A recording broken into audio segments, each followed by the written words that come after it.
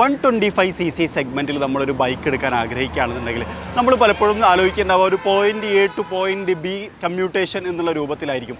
എന്നാൽ അതിനേക്കാൾ ഒരു പടി മുമ്പിലുള്ള, അതായത് ഈ വാഹനത്തിന് സ്വന്തമായിട്ടൊരു ക്യാരക്ടർ ഉണ്ട്, വ്യത്യസ്തമായിട്ടൊരു ലുക്ക് ഉണ്ട്. ഒരു 125cc വാഹനത്തിൽ നമ്മൾ എക്സ്പെക്ട് ചെയ്യുന്നതിനേക്കാൾ കുറച്ചുകൂടി കൂടുതൽ ക്യാരക്ടറുള്ള അല്ലെങ്കിൽ കുറച്ചുകൂടി കൂടുതൽ പവറുള്ള ഒരു വാഹനം ഇന്ന് നമ്മൾ പരിചയപ്പെടുത്താൻ പോകുന്ന വാഹനത്തെ വിശേഷിപ്പിക്കാം. അതാണ് TVS എന്ന് പറയുന്ന നിർമ്മാണ കമ്പനിയുടെ TVS റൈഡർ. ഒരു വിക്കഡ് റൈഡ് എന്ന് പറയുന്ന തീമിലായിരുന്നു TVS ഇതിനെ അവതരിപ്പിച്ചിട്ടുണ്ടായിരുന്നത്. ഭയങ്കര അട്രാക്റ്റീവായിട്ടുള്ളൊരു വാഹനമാണ്, കുറച്ചുകൂടി ഒരു ചെറിയ വാഹനമാണ്, എല്ലാ ഏജ്ഡ് ആയിട്ടുള്ള ആളുകൾക്ക് ഉപയോഗിക്കാൻ പറ്റുന്ന ഒരു വാഹനമാണ് എന്നൊക്കെ ഇതിനെക്കുറിച്ച് വിശേഷിപ്പിക്കാം.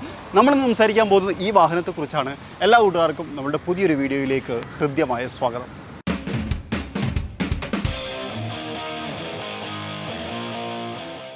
ആദ്യത്തെ പോയിന്റ് അട്രാക്റ്റീവ് എന്നുള്ളതാണ്. അട്രാക്റ്റീവായിട്ടുള്ള ഒരു ഡിസൈനാണ് TVS റൈഡറിനകത്ത് വന്നിട്ടുള്ളത്. ഇപ്പം ഈ ഒരു ഹെഡ് ലാമ്പിൻ്റെ ഭാഗത്തേക്കൊക്കെ നോക്കിക്കഴിഞ്ഞാൽ ഒരു ആനിമലിറ്റിക് ഫ്രണ്ട് എന്നൊക്കെ വേണമെങ്കിൽ വിശേഷിപ്പിക്കാം. പ്രത്യേകിച്ച് ഇതൊരു DRL യൂണിറ്റാണ്. ഈ DRL യൂണിറ്റൊക്കെ ഭയങ്കര രസകരമായിട്ടാണ് ക്രമീകരിച്ചിട്ടുള്ള LED ഹെഡ് ലാമ്പുകളാണ്. അത് 2 ചേമ്പറുകളായിട്ട് ക്രമീകരിച്ചിട്ടുണ്ട്. ആ ഒരു ഫേസ് നല്ല രസമുണ്ട്. അതിനകത്ത് റൈഡർ എന്ന് പറയുന്ന ഒരു ലോഗോ, TVSൻ്റെ ഒരു ലോഗോ തുടങ്ങിയിട്ടുള്ള കാര്യങ്ങളും ഒക്കെ കൊടുത്ത് ഭംഗിയാക്കിയിട്ടുണ്ടെന്നുള്ളതാണ്.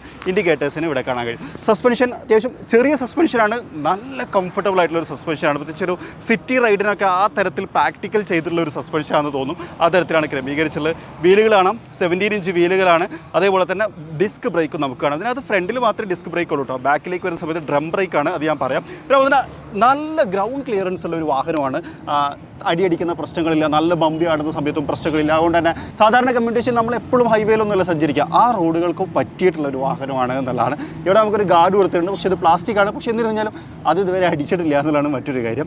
സൈലൻസറിൻ്റെ ഭാഗത്തേക്ക് വന്നു കഴിഞ്ഞാൽ, അതായത് എക്സോസ്റ്റ് ഇവിടെ കുറച്ചുകൂടി അപ്ലിഫ്റ്റ് ആയിട്ടാണ് കൊടുത്തേക്കുന്നത്. അതുകൊണ്ട് തന്നെ ഇത് തട്ടും എന്നുള്ള പേടിയും ശരിക്കും നമുക്കില്ല എന്നുള്ളതാണ്. അപ്പോൾ ഒരു ഡെയിലി കമ്മ്യൂട്ടേഷനിൽ അത്തരത്തിലുള്ള യാതൊരുവിധ പ്രശ്നങ്ങളും നമുക്ക് ഫീൽ ചെയ്യാനില്ല. ഇനി സസ്പെൻഷൻ എന്ന് പറഞ്ഞു കഴിഞ്ഞാൽ അഡ്ജസ്റ്റബിൾ ആയിട്ടുള്ള, അതായത് നമ്പേഴ്സ് അഡ്ജസ്റ്റ് ചെയ്യാൻ പറ്റുന്ന തരത്തിലുള്ള മോണോഷോക്ക് സസ്പെൻഷനാണ് റിയറിനകത്ത് കൊടുത്തിട്ടുള്ളത്. അതും അത്യാവശ്യം നല്ല കംഫർട്ടബിൾ ആണ് എന്നുള്ളതാണ്. റിയറിലേക്ക് വന്നു കഴിഞ്ഞാൽ ഇതിനകത്തും ഒരു വ്യത്യസ്തതയുണ്ട്. ഈ ഒരു ടൈൽ ലാമ്പ് യൂണിറ്റൊക്കെ നോക്കിയാൽ ഒരു സിമ്പിൾ ടൈൽ ലാമ്പ് യൂണിറ്റാണ്. ഇൻഡിക്കേറ്റേഴ്സ് കൊടുത്തിട്ടുണ്ട്. അതേപോലെ തന്നെ സൈഡിലേക്ക് വന്നാൽ ഒരു സാരി ഗാർഡും കൊടുത്തിട്ടുണ്ട് എന്നുള്ളതാണ്. ഒരു ഡെയിലി കമ്മ്യൂട്ടേഷനിൽ സ്ത്രീകളെ കുറച്ചുകൂടി കൺസിഡർ ചെയ്തിട്ടുണ്ട് എന്ന് വേണമെങ്കിൽ പറയാം. ഒരു സാരി ഗാർഡ് കാര്യങ്ങളൊക്കെ നമുക്കിവിടെ കാണാൻ കഴിയും, അതും കൊടുത്തിട്ടുണ്ട്. ഇനിയിപ്പോൾ ഈ ഒരു ടാങ്ക് അതുപോലെ തന്നെ ഈ ഒരു ഭാഗത്തേക്ക് വന്നു കഴിഞ്ഞാൽ കുറച്ചും കൂടി ഒരു രസകരമായിട്ടുള്ള തീമിലാണ് ടാങ്കിനെ ക്രമീകരിച്ചുള്ളത്. ഇവിടെ ഒരു സ്ക്രാച്ച് പ്രൂഫ് മെറ്റീരിയൽ കൊടുത്ത് എനിക്ക് ഭയങ്കരമായിട്ട് ഇഷ്ടപ്പെട്ടു. കാരണം ഏറ്റവും കൂടുതൽ കൈ തട്ടാൻ സാധ്യതയുള്ള ഒരു ഏരിയ ആണ്.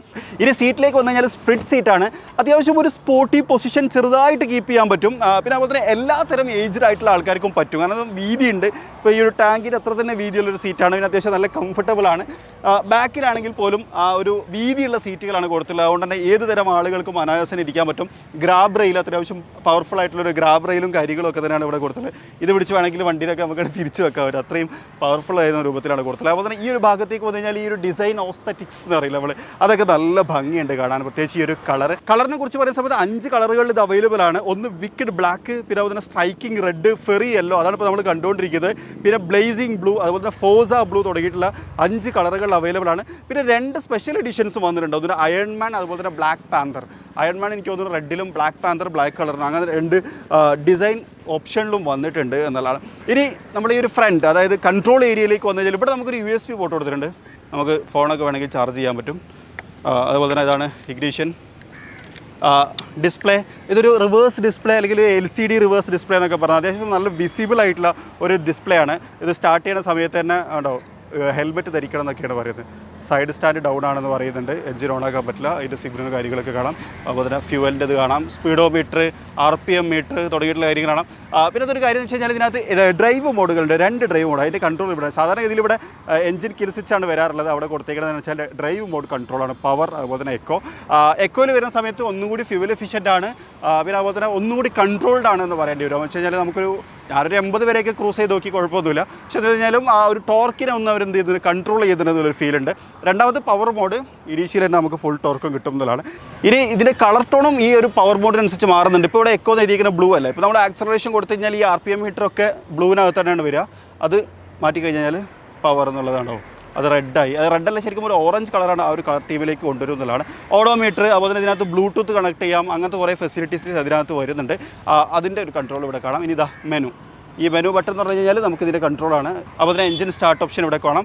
ഇവിടെ പറഞ്ഞാൽ ഇൻഫർമേഷൻ ബ്ലൂടൂത്ത് ഒക്കെ ഇട്ടിട്ടുണ്ടെങ്കിൽ നമുക്ക് സംസാരിക്കാനുള്ളത്, അതുപോലെ തന്നെ ഹോണ്, തുടങ്ങിയിട്ടുള്ള കാര്യങ്ങളാണ്. പാസ് ബട്ടൺ അതൊക്കെ ഇവിടെ കൊടുത്തിട്ടുണ്ട്. അത്യാവശ്യം ഒരു സ്പോർട്ടി പൊസിഷൻ കീപ്പ് ചെയ്യാൻ പറ്റിയ ഹാൻഡിലാണ്. ഞാൻ കയറി ഇരുന്നൊന്ന് കാണിക്കാം. 780 മില്ലിമീറ്ററാണ് സീറ്റ് ഹൈറ്റ് വരുന്നത്. അപ്പം ഇപ്പോൾ ഞാൻ നല്ലൊരു നീളമുള്ള ആളാണ്, 6 അടി ഉയരക്കാരനാണ് ഞാൻ. ശരിക്കും ബ്രേക്കിനകത്ത് കാല് വെച്ച് കഴിഞ്ഞാൽ ചെറുതായിട്ട് തട്ടുന്ന പ്രശ്നമുള്ളൂ, പക്ഷേ അതെനിക്കൊരു ഡിസ്കംഫർട്ട് അല്ല എന്നുള്ളതാണ്. അതുകൊണ്ടാണ് ഞാൻ നേരത്തെ പറഞ്ഞത് ഏത് തരം ആൾക്കാർക്കും ഇത് പറ്റുന്നു. കാരണം ഞാനിപ്പോൾ ബാക്കിലേക്കാണ് ഇരിക്കുന്നത്, അതായത് ഈ ഒരു പൊസിഷൻ. അപ്പോൾ ഞാൻ ഇരിക്കുന്ന സമയത്തുണ്ടോ ആ ഒരു Z ഓപ്ഷൻ ചെറുതായിട്ട് എനിക്ക് കിട്ടുന്നുണ്ട്. ഭയങ്കരമായിട്ട് ഇപ്പോൾ നമ്മൾ സാധനം വാങ്ങാൻ പോകുമ്പോഴൊക്കെ ധൂമ്പജാലി പറഞ്ഞൊന്നും പോകില്ലല്ലോ.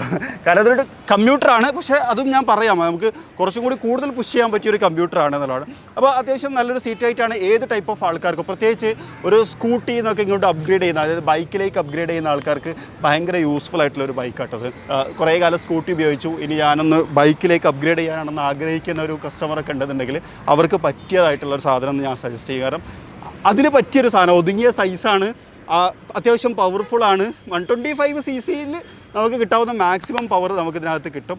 അങ്ങനെ കുറച്ച് അഡ്വാൻറ്റേജ് ഉണ്ട് എന്നുള്ളതാണ് ഇതിൻ്റെ ഒരു പ്രത്യേകത. പിന്നെ സീറ്റും നമുക്ക് ആവശ്യമനുസരിച്ച് കയറിയും ഇറങ്ങിയും ഇരിക്കാം. ഞാനിപ്പോൾ ബാക്കിലാണ് ഇരിക്കുന്നത്, തുടങ്ങിയിട്ടുള്ള കാര്യങ്ങൾ ഞാൻ പറഞ്ഞിട്ടുണ്ടായിരുന്നു. അപ്പോൾ തന്നെ ഈ ഹാൻഡിലുണ്ടാവും, അത്യാവശ്യം നമുക്കിനെ വിരിഞ്ഞിരിക്കാൻ പറ്റുന്ന തരത്തിൽ നമുക്ക് നന്നായിട്ട് കൺട്രോൾ ചെയ്യാൻ, ആ ഒരു പൊസിഷൻ കീപ്പ് ചെയ്യാൻ ആ ഒരു സ്റ്റിയറിംഗ് വീല് നമ്മളെ സഹായിക്കുന്നുണ്ട് എന്നുള്ളതാണ്.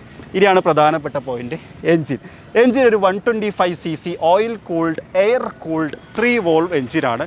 11.4 HP പവറും 11.2 Nm ടോർക്കുമാണ് ഇത് ഉൽപ്പാദിപ്പിക്കുന്നത് എന്നുള്ളതാണ് ടി വി എസിൻ്റെ എൻജിൻ. അത് ഇവിടെ കാണാൻ കഴിയും.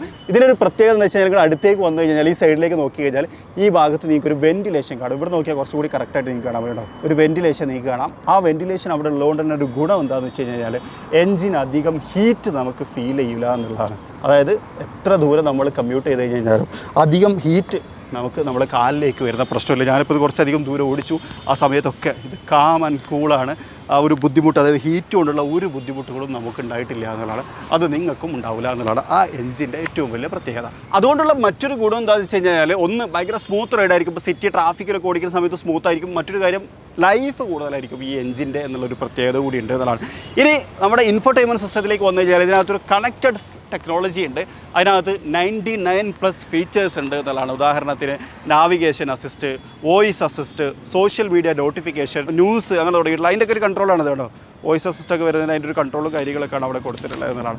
മറ്റൊരു കാര്യം, ഇതിൻ്റെ ബ്രേക്കാണ്. ഞാൻ പറഞ്ഞു ഫ്രണ്ടിൽ ഡിസ്ക് ബ്രേക്കും ബാക്കിൽ ഡ്രം ബ്രേക്കും ആണെന്നുള്ളത്. പക്ഷേ ഇതിനകത്തൊരു കോംബി ബ്രേക്കാണ് കൊടുത്തേക്കുന്നത്. അതായത് നമ്മുടെ ബാക്കിലത്തെ ബ്രേക്ക് അപ്ലൈ ചെയ്ത് കഴിഞ്ഞാൽ ഫ്രണ്ടിലത്തെ ബ്രേക്കും അപ്ലൈ ചെയ്യും. ഇത് എങ്ങനെ മനസ്സിലാവുമെന്ന് വെച്ച് കഴിഞ്ഞാൽ റൈഡ് ചെയ്യുമ്പോഴേ മനസ്സിലാവുള്ളൂ. പക്ഷേ നിങ്ങൾക്ക് കാണാൻ വേണ്ടിയിട്ട് ഒരു സാധനം ഞാൻ കാണിച്ചുതരാം. നിങ്ങൾ ഇവിടേക്ക് വന്നിട്ട് ഈ ഫ്രണ്ട് ബ്രേക്കിൻ്റെ ഈ ഒരു ഭാഗത്തേക്ക് സൂക്ഷിച്ച് നോക്കുക. അതായത് ഇവിടെ ഈ ഒരു ഭാഗം, ഈ ഭാഗത്തേക്ക് സൂക്ഷിച്ച് നോക്കിക്കോ. ഞാനിപ്പം ബാക്കിലത്തെ ബ്രേക്ക് അപ്ലൈ ചെയ്യാൻ പോകട്ടോ. ഇവിടെ സാധനം ഉണ്ടോ, ബ്രേക്ക് അപ്ലൈ ഉണ്ടോ? നമ്മുടെ റിയർ ബ്രേക്ക് അപ്ലൈ ചെയ്യുന്ന സമയത്താണ് അത് സംഭവിക്കുന്നത്. അതായത് ഈ വാഹനത്തിൻ്റെ ഒരു സേഫ്റ്റിക്ക് വേണ്ടിയിട്ടും അധിക ദൂരം പോകാതെ നിൽക്കാൻ വേണ്ടിയിട്ടൊക്കെ ചെയ്യുന്നൊരു പരിപാടിയാണ് ഒരു കോംബി ബ്രേക്ക് സിസ്റ്റം. അതും ഈ വാഹനത്തിനകത്ത് വന്നിട്ടുണ്ട് എന്നുള്ളതാണ്. ഇതാണ് ഈ വാഹനത്തിൻ്റെ ലുക്ക്. രണ്ടാമത്തെ പവറിൻ്റെ കാര്യം പറഞ്ഞ സമയത്ത് കൂടുതൽ പറയാനുണ്ട്, അത് ഞാൻ ഡ്രൈവ് ചെയ്യുന്ന സമയത്ത് ഡീറ്റെയിൽ ആയിട്ട് എക്സ്പ്ലെയിൻ ചെയ്യാം. റൈഡിന് മുമ്പ് ഇതിൻ്റെ പ്രൈസിനെ കുറിച്ച് പറയാം. കേരളത്തിലെ എക്സ്ഷോറൂം പ്രൈസ് എനിക്ക് തോന്നുന്നു 1 ലക്ഷം മുതൽ 1,05,000 ആ ഒരു പ്രൈസിൻ്റെ ഇടയിലാണ് ഇതിന് വരുന്നത്. പിന്നെ മൈലേജ് 50 മുതൽ 70 വരെ. പിന്നെ ഒരു സുഹൃത്ത് ടെസ്റ്റ് 75 കിട്ടിയതൊക്കെ ഞാൻ കണ്ടിട്ടുണ്ടായിരുന്നു. എന്നാലും 50 മുതൽ 70ൻ്റെയും ഇടയിലായിട്ടാണ് ഈ വാഹനത്തിൻ്റെ മൈലേജ് വരുന്നത്. അതായത് റിയൽ ടൈം മൈലേജാണ് ഞാൻ പറഞ്ഞത്, അത്രയും കിട്ടുന്നുണ്ട്. അതായത് ഒരു കമ്പ്യൂട്ടർ ബൈക്കാണ്, അത്യാവശ്യം പവർഫുള്ളാണ്, അത്യാവശ്യം മൈലേജിൻ്റെ, അത്യാവശ്യം ടെക്കിയാണ്, കാണാൻ ഭയങ്കര ലുക്കാണ്, അങ്ങനെയൊക്കെ പറയാം. അങ്ങനെയൊക്കെ നോക്കുന്ന സമയത്ത് വാല്യൂ ഫോർ മണിയാണ് ഈ വാഹനം എന്നുള്ളതാണ്. ബാക്കി വിശേഷങ്ങൾ നമുക്ക് ഡ്രൈവ് ചെയ്യുന്ന സമയത്ത് സംസാരിക്കാം. അപ്പോൾ നമ്മളുടെ റൈഡർ ഒന്ന് എക്സ്പീരിയൻസ് ചെയ്യാന്നുള്ള ഉദ്ദേശത്തിൻ്റെ പുറത്ത് നമ്മൾ റോട്ടിലേക്ക് എടുത്തിരിക്കുകയാണ്. ശരിക്കും നമ്മൾ നേരത്തെയും റൈഡർ ഓടിച്ചിട്ടുണ്ട്. എനിക്ക് തോന്നുന്നത് റൈഡറിൻ്റെ 3ാമത്തെ വീഡിയോ ആണ്. 2ാമത്തെ വീഡിയോ നമ്മൾ പ്ലാന്റിൽ ഓടിച്ചിട്ടുണ്ടായിരുന്നു. ഇപ്പോൾ നമ്മളിത് ഓടിക്കണമെന്ന് വെച്ച് കഴിഞ്ഞാൽ ഒരു ലോങ് ഫീഡ്ബാക്ക് എന്നുള്ള മൈൻഡിലാണ്. അതായത് കുറച്ച് ദിവസമായിട്ട് നമ്മളിത് ഓടിച്ചുകൊണ്ടിരിക്കുകയാണ്. ആ ഒരു സമയത്തുള്ള നമ്മളുടെ ഫീഡ്ബാക്കും കാര്യങ്ങളും എക്സ്പ്ലെയിൻ ചെയ്യാന്നുള്ള ഉദ്ദേശത്തിൻ്റെ പുറത്താണ് ഇപ്പോൾ നമ്മൾ എടുത്തിട്ടുള്ളത്. സസ്പെൻഷൻ നല്ലതാട്ടോ. അതായത് ഞാൻ പറയുന്നൊരു കാര്യം, ചിലതിൻ്റെ എഞ്ചിനും അതുപോലെ തന്നെ ഇതിൻ്റെ സസ്പെൻഷനും സിറ്റി ഡ്രൈവിന് വേണ്ടിയിട്ട് ഭയങ്കര കോമ്പാക്റ്റബിൾ ആക്കിയിട്ടുണ്ട്, അതായത് കുറച്ചുകൂടി പ്രാക്ടിക്കൽ ആക്കിയിട്ടുണ്ട് എന്നുള്ളൊരു അഭിപ്രായക്കാരനാണ് ഞാൻ. കാരണം വെച്ച് കഴിഞ്ഞാൽ അതിൻ്റെ ഒരു പെർഫോമൻസ് ആ ഒരു ലെവലാണ്. അതായത് ഭയങ്കര നൈസായിട്ടുള്ള ഒരു സസ്പെൻഷൻ, നല്ലൊരു ഫ്ലോട്ടിങ് ഫീൽ കിട്ടുന്നുണ്ട്. പിന്നീട് സസ്പെൻഷൻ ആണെന്നുണ്ടെങ്കിലും മോണോഷോക്കാണ്, അത് അഡ്ജസ്റ്റബിൾ ആണ്. അപ്പം അങ്ങനെ ഒരു ഗുണം കൂടിയിട്ട്. അപ്പോൾ സസ്പെൻഷൻ്റെ ആ ഒരു ഡാമ്പിങ് അത് നല്ലതായിട്ട് എനിക്ക് തോന്നി. ഒരു സിറ്റി ഡ്രൈവിൽ നമുക്ക് നല്ല രീതിയിൽ ക്രൂസ് ചെയ്ത് കൊണ്ടുനടക്കാൻ പറ്റുമ്പോൾ അതിനുള്ള ഒരു സപ്പോർട്ട് തരുന്ന തരത്തിലുള്ള സസ്പെൻഷനാണ്. അതേപോലെ തന്നെയാണ് ഇതിൻ്റെ എഞ്ചിനും.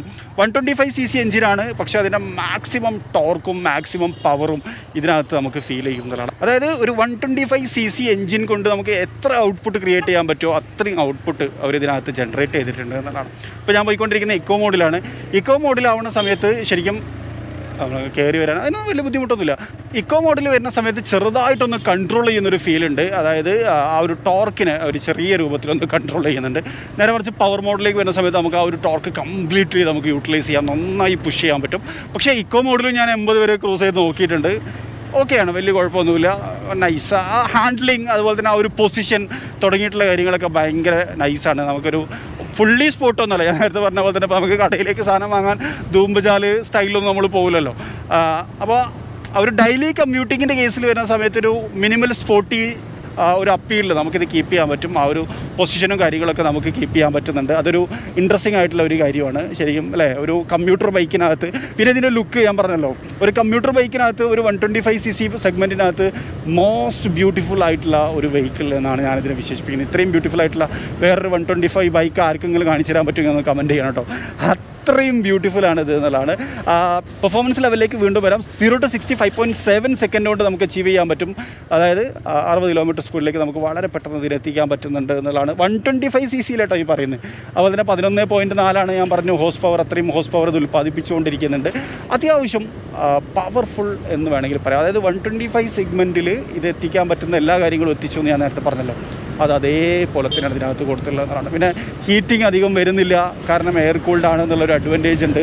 അതൊക്കെ ശരിക്കും ഈ ഒരു സെഗ്മെൻറ്റിൽ എടുത്ത് പറയുന്ന സമയത്ത് ബ്യൂട്ടിഫുൾ ആയിട്ടുള്ള കാര്യങ്ങളാണ്, പ്രത്യേകിച്ച് ഈ ഒരു ഡെയിലി കമ്മ്യൂട്ടിംഗ് സെഗ്മെൻറ്റിലേക്ക് വരുന്ന സമയത്ത്. പിന്നെ ഈ ഡെയിലി കമ്മ്യൂട്ടിങ്ങിനെ കുറിച്ചും കൂടി പറയാം.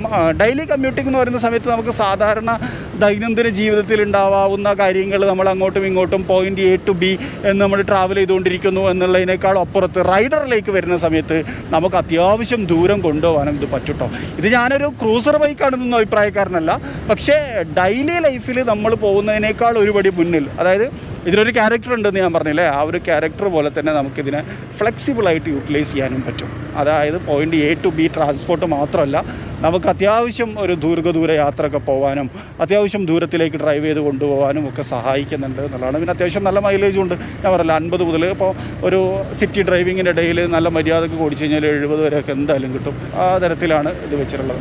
അപ്പോൾ അത്യാവശ്യം പവർഫുള്ളാണ്, നല്ല മൈലേജ് ഉണ്ട്, ലുക്ക് വൈസ് നല്ലതാണ്. അങ്ങനെയൊക്കെ നോക്കുന്ന സമയത്ത് ഇത് ബ്യൂട്ടിഫുൾ ആണല്ലേ. പിന്നെ പ്രൈസും അതിനനുസരിച്ചേ ഉള്ളൂ. 1,50,000 ഒക്കെ ആ ഒരു റേഞ്ചിലാണ് ഇതിൻ്റെ പ്രൈസ് വരുന്നത് എന്നുള്ളതും ഒരു ഗുണമായിട്ടുള്ള കാര്യമാണ്. പിന്നെ ഞാൻ നേരത്തെ പറഞ്ഞ പോലെ തന്നെ ഗ്രൗണ്ട് ക്ലിയറൻസും നല്ലതാണ്. ഇപ്പോൾ നമ്മളൊരു ഹമ്പൊക്കെ ചാടിയാൽ പോലും അടി തട്ടുന്ന യാതൊരു പ്രശ്നമില്ല. എനിക്ക് തോന്നുന്നു ഈ വണ്ടി എടുത്തതിന് ശേഷം ഇപ്പോൾ നമ്മൾ കുറച്ച് ദിവസം ഇത് യൂട്ടിലൈസ് ചെയ്തുകൊണ്ടിരിക്കണം. ആ സമയത്ത് ഇത്രയും നേരമായിട്ട് എവിടെ അടി തട്ടിയിട്ടില്ല, അടി തട്ടണി വന്നിട്ടില്ല. നല്ല ഹമ്പൊക്കെ നമ്മൾ ചാടിയിട്ടുണ്ട്, ഹമ്പി അടിയിട്ടില്ല എന്നുള്ള അർത്ഥം. ഹമ്പൊക്കെ നമ്മൾ നല്ല ചാടിയിട്ടുണ്ട്, പക്ഷേ എവിടെയും ഇതുവരെ അടി തട്ടിയിട്ടില്ല എന്നുള്ളതും ഒരു പ്ലസ് പോയിൻ്റാണ് എന്നുള്ളതാണ്. അപ്പം ഇത്രയാണ് നമുക്കിതിനെക്കുറിച്ച് പറയാനുള്ളത്. റൈഡർ എന്ന് പറയുന്ന മോഡൽ ഡ്രൈവ് ചെയ്യുന്ന സമയത്തുള്ള എക്സ്പീരിയൻസ് ആണ്. അത്യാവശ്യം നല്ല പുഷ് ചെയ്ത് കൊണ്ടുവരാൻ പറ്റുന്നുണ്ട്. ഞാൻ പറഞ്ഞല്ലോ, പവർ മോഡിൽ എനിക്ക് തോന്നുന്നു ഒരു 90 വരെ കയറ്റിയിട്ടുണ്ട്. ഈ റോട്ടിൽ അത്രേ പറ്റുള്ളൂ. അതിൽ കൂടുതൽ പോകുമോ എന്നുള്ളത് അറിയണമെന്നുണ്ടെങ്കിൽ നമുക്ക് നല്ലൊരു ഹൈവേ കിട്ടണം. നമ്മളെ കേരളത്തിലെ മറ്റേ ഹൈവേ ഒന്ന് ഓപ്പൺ ആവട്ടെ, എന്നിട്ട് വേണം ഇതൊക്കെ ഒന്ന് ടോപ്പ് സ്പീഡ് എത്തിക്കാൻ. പക്ഷേ ആ ഹൈവേയിൽ ബൈക്കുകളെ കയറ്റില്ല എന്നാണ് ഞാൻ മനസ്സിലാക്കുന്നത്. അങ്ങനെ ആണെന്നുണ്ടെങ്കിൽ ബൈക്കേറ്റ് പറ്റില്ല, നമുക്ക് കാറായിട്ട് ട്രൈ ചെയ്ത് നോക്കാം. പിന്നെ അതേപോലെ തന്നെ പറയേണ്ട ഒരു കാര്യമാണ് ഇതിൻ്റെ എക്സോസ്റ്റ് നോട്ട്. അടിപൊളിയാണ്, ഭയങ്കര മെച്യൂർ ആയിട്ടുള്ള, അല്ലേ? കൂടി ശരിക്കും ഒരു വലിയ വാഹനത്തിന് ഒരു 125cc ഉണ്ടാവേണ്ട എക്സോസ്റ്റ് നോട്ടൊന്നുമല്ല, അതിനേക്കാൾ കുറച്ചുകൂടി മെച്യൂർ ആയിട്ടുള്ള ഒരു നല്ലൊരു എക്സോസ്റ്റ് നോട്ട് എന്നാണ് അതിനെ ഞാൻ വിശേഷിപ്പിക്കുന്നത്. അതും നല്ലതായിട്ടുണ്ട്, നല്ല കാര്യം. അപ്പം മൊത്തത്തിൽ ഈ ഒരു വാഹനത്തെക്കുറിച്ച് നമുക്ക് പറയാനുള്ളതാണ്. ശരിക്കും പറഞ്ഞു കഴിഞ്ഞാൽ ഭയങ്കര വാല്യൂ ഫോർ മണി ആയിട്ടുള്ള ഒരു കമ്പ്യൂട്ടർ ബൈക്കാണ്. പിന്നെ ഞാൻ നേരത്തെ പറഞ്ഞ പോലെ തന്നെ സ്കൂട്ടറിൽ നിന്ന് അപ്ഗ്രേഡ് ചെയ്യാൻ ഉദ്ദേശിക്കുന്ന ആൾക്കാർക്ക് ഇത് നല്ലൊരു ഓപ്ഷനാണ്. കാരണം വെച്ച് കഴിഞ്ഞാൽ കോമ്പാക്റ്റബിൾ ആയിട്ടുള്ള സൈസാണ്, നല്ല റൈഡ് ക്വാളിറ്റിയാണ്, ഭയങ്കര കംഫർട്ടാണ്, സീറ്റും നല്ല വീതിയുള്ളതാണ്. അപ്പോൾ അങ്ങനെയൊക്കെ നോക്കുന്ന സമയത്ത് അതും ഒരു അഡ്വാൻറ്റേജ് ആയിട്ട് നമുക്ക് എടുത്ത് പറയാം എന്നുള്ളതാണ്. ഇതിൻ്റെ മറ്റൊരു കാര്യം ഇതിൻ്റെ സ്റ്റാർട്ടിംഗ് ആണ്.